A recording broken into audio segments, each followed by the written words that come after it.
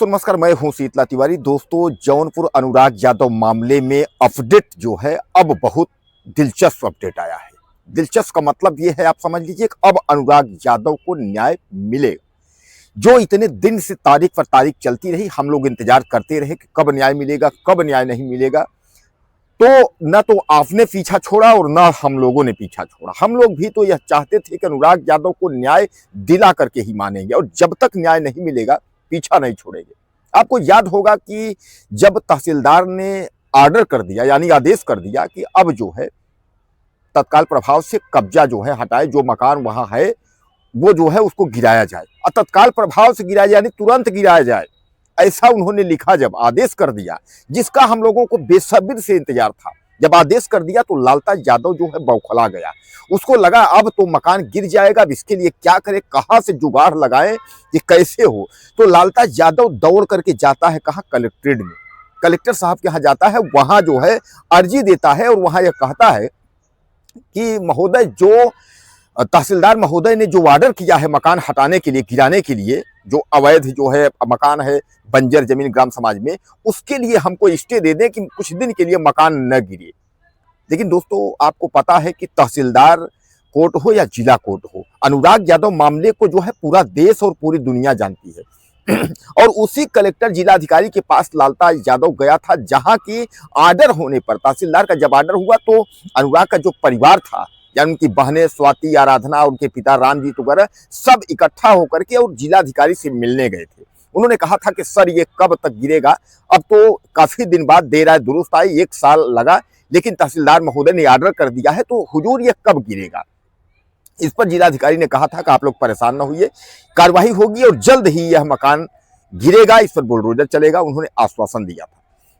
तो सामान्य बात है कि अगर उन्होंने आश्वासन दिया, उन्होंने कहा है कि नियम का पालन होगा, तो अगर वहां जाओगे आप स्टे के लिए, तो स्टे कैसे जिलाधिकारी देंगे। तो जिला महोदय, अधिकारी महोदय ने जो है राहत देने से मना कर दिया, वहां से उनको कोई राहत नहीं मिली।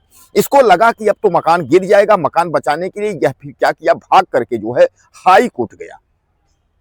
अब हाई कोर्ट जब गया तो वहां तमाम वकीलों का जखाड़ा जो है बुला करके वकीलों को वहां गुमराह करते हुए जो है कि हुजूर जो है वहां से गलत आदेश हो गया है, और हमारा जो है मकान पुश्तैनी है, इतने दिन से बना हुआ, क्या क्या कहानी अपना बना करके, और उसके बाद हाई कोर्ट में इसने जो है अर्जी जो है दाखिल की। तो दोस्तों, हाई कोर्ट से जो है इसको थोड़ा राहत मिली। वो राहत ये मिली कि 2 हफ्ते तक प्रशासन जो है, जिला प्रशासन द्वारा तुम्हारे घर पर बुलडोजर नहीं चलेगा, यानी जो है जबरन की कार्यवाही नहीं होगी। 2 हफ्ते के बाद जो है जिलाधिकारी महोदय के अधीनस्थ से जो है जो कुछ भी होगा कार्रवाई हो जाएगी। अब दोस्तों, जो है 2 हफ्ते का मामला जो था वो 24 तारीख था, आज 23 तारीख है, यानी कल 24 तारीख होगा। यानी अब जो है 2 हफ्ते भी निकल गए। जो हाई कोर्ट ने राहत देने से जो है मना कर दी। इसको यह लगा था कि अगर हम तहसीलदार कोर्ट में अगर 1 साल तक निकाल सकते हैं, तो हाई कोर्ट और कलेक्ट्रेट, उसके बाद दीवानी, कहीं और अगर हम मुकदमा कर देंगे तो 1, 2 साल, 3 साल निकल जाएगा, तब तक मामले को हम झेल लेंगे। क्योंकि जब जेल में था लालता यादव, तो धीरे धीरे करके तारीख करते कि काफी दिन निकल गए। तो सामान्य बात है, उसने सोचा कि कहीं और अगर मुकदमेबाजी कर देंगे तो जो धीरे धीरे करके जो है मामला ठंडा पड़ जाएगा। लेकिन हाई कोर्ट ने भी जो है पल्ला झाड़ लिया। हाई कोर्ट ने 2 हफ्ते का इसको स्टे दे करके उसके बाद कहा कि जो कुछ होगा जिलाधिकारी के अधीनस्थ से वहीं से जो है कार्यवाही होगी। तो दोस्तों, कुल मिलाकर के इसका 2 हफ्ते भी निकल गए। अब आज 23 है, कल 24 है, यानी जो है 24 तारीख को जो है 24 नवंबर को अब फैसला जो है क्या आना है, जिलाधिकारी के यहाँ से क्या कार्रवाई होती है, या अब ये क्या इसका अगला पैंतरा क्या होता है। क्योंकि आप समझ लीजिए, शुरू से ये पैतरा पे पैतरा मार रहा है, ये भाग रहा है इधर उधर, कहीं इधर पैतरा मारता है, कभी उधर पैतरा मारता है, कभी इधर जाता है, कभी उधर जाता है, खाली ये पैतरा कर रहा है। घर बचाने के लिए ये पूरी कोशिश कर रहा है कि मकान कैसे बचे, किस तरीके करे कि मकान बच जाए। दोस्तों, इसके पास कोई चारा नहीं है, यह भी जान रहा है कि मकान गिरना ही गिरना है, आज नहीं कल। वह मकान क्योंकि बंजर में है, अवैध है, गलत ढंग से बना हुआ है, तो वो कहने का तात्पर्य यह है कि उस मकान को गिरना ही गिरना है। लेकिन अब यह है कि परेशान करना जो है, और अनुराग के परिवार को परेशान करना, इसकी जो है पेशा बन गई है।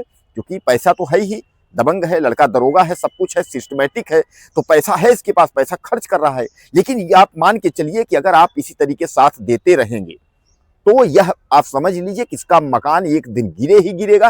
और दूसरी बड़ी खबर मैं आपको बता दूं कि फास्ट जो है ट्रैक कोर्ट में जो मुकदमा चल रहा है, उसमें जो मुख्य है दरोगा का भाई राजेश, यानी जो है लालता का लड़का जो है, जो रमेश है, उसको जो है वह मुख्य उसमें जो है उसको सजा भी होनी है, और उसी को नहीं, इसमें जितने आरोपी हैं सजा सबको होनी है। तो यानी हमको तो लगता है कि यह बुलडोजर और सजा इन दोनों को जो है साथ में ही होगा।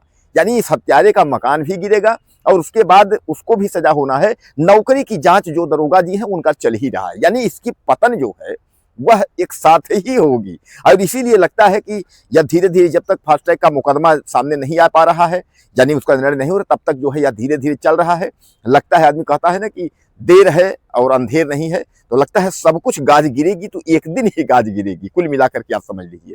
अब आपसे निवेदन ये है कि आप हमारा वीडियो कहाँ से देख रहे हैं, अपना आप मुझे परिचय दें, ज़्यादा से ज़्यादा कमेंट लिखें। कुछ लिखना चाहते हो तो आप लिखें, बिंदास, आपका भाई हूँ और दिल खोल करके वीडियो बनाता हूँ। और दूसरी चीज़, मैं एक चीज़ आपको बता दूं, मैं बहुत सरल भाषा में आपको मैं एक्सप्लेन कर देता हूँ, व्याख्या सरल भाषा में आपको समझाता हूँ, क्योंकि कई समाचार वाले हमारे भाई हैं जो पढ़ते चले गए और ऐसे साहित्यिक शब्दों में पढ़ दिया कि शायद आपके समझ में आया कि नहीं आया। इसलिए मैंने जो है जो भी क्लियर रहता है, मतलब साफ साफ शुद्ध जो है भाषा में आपको समझाने की कोशिश करता हूं, क्योंकि हमारे ज्यादातर जो भाई हैं वो गांव और देहात क्षेत्र से जुड़े हुए हैं, तो उनको जो है तब तक समझ में जो है आता नहीं है। इसलिए उनको जो है मैं कोशिश करता हूं कि ज्यादातर जो है उनको समझ में आए। तो आपको क्या लगता है, मुझे आप लिखिएगा, अपना परिचय जरूर दीजिएगा। नमस्कार।